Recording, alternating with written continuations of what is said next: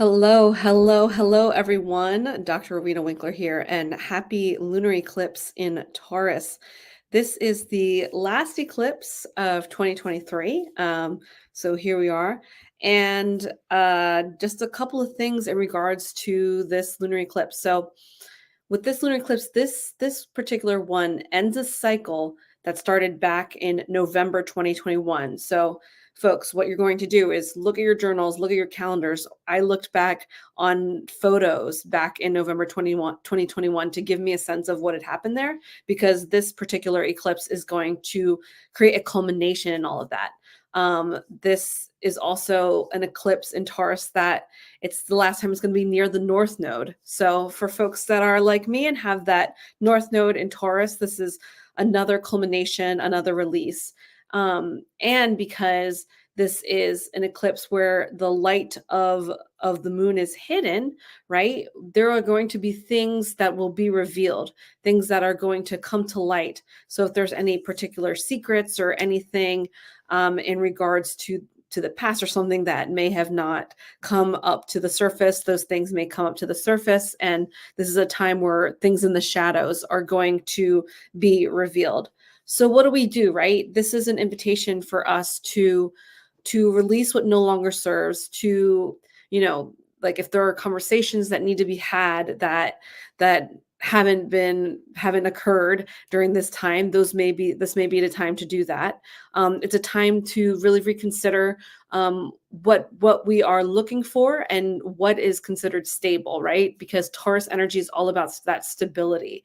So what is stable for us? And that's in regards to not only in relationships, but also in terms of resources, right? So think about, in terms of our relationships and the resources that we have, how can we get back into that alignment? You can also look for where Taurus is in your chart. As I mentioned, for example, my Taurus, it's near my North Node. So it's something that I am working toward, but also Taurus in my chart is in the 5th house. And that 5th house, that's Leo energy, right? So it represents creativity, expression.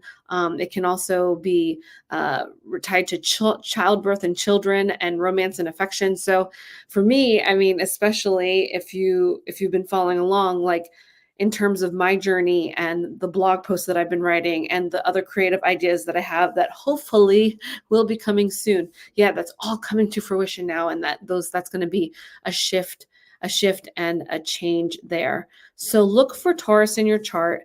Think about where you were in November of 2021 and what that might look like. And, look at and see what could, in your particular area, it's going to make sense for. So let's pull some cards now that we've talked about that a bit. So I have two that I'm feeling. We're going to do a divine abundance because, of course, we're going to be looking at abundance when it comes to Taurus. Again, as I mentioned, think about what stability means for you in terms of your resources, in terms of your abundance, and what does that look like? Let me pull up the arms of this so I can get it good. All right. Whoa. Okay, well, those wanted to come out. So we're going to roll with it. I barely shuffled. So we got inner child, which, if you haven't already, I think I froze. If you haven't already, take a look at those at my inner child playlist on YouTube. Allow me to give compassion and love to that little one. Let me attend to its deepest needs and feelings. And then we have the grounded card, which I feel is very good. Keeps freezing when I hold up the card. That's so strange.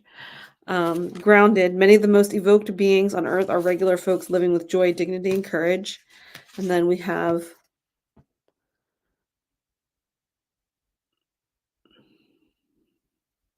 surrender, which has been my word this whole time. Sometimes learning to surrender can feel as if you're dying. The ego learns what's hardest: to stop trying to control the whole universe. Yeah, I think those are pretty solid lessons. I will put these in the show notes. And If there's anything I can do, like show you where this lies in your chart, feel free to let me know. We're going to be short and sweet today. So take care. Have a